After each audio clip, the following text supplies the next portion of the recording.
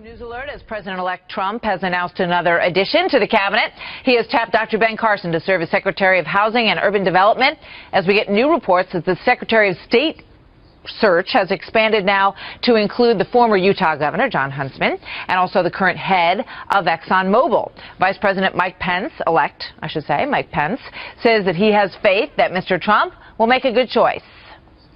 I think to talk to the President-elect is to know he's simply looking for the best men and women to advance the agenda that we know will make America great again. Peter Ducey, live outside of Trump Tower in New York City. So, Peter, how many people is the President-elect still actually considering for this job of Secretary of State? It's more than 4, Martha. So the short list that the transition team had been focusing on for most of last week has gotten longer, and that's because transition team officials apparently had some folks in mind to become the next top diplomat, but they didn't know these people were available until now. I think one thing that really strikes us, and this is not unique to this president, who is unique, but there are a number of people that we may not have thought wanted to leave very lucrative private industry positions to go and serve the government, and they are coming forth now and expressing interest, and it's exciting, frankly, to at least get their counsel. And one of the highest profile names now being floated as a shortlister is the former Utah Governor and U.S. Ambassador to China, Jon Huntsman, who we just heard from.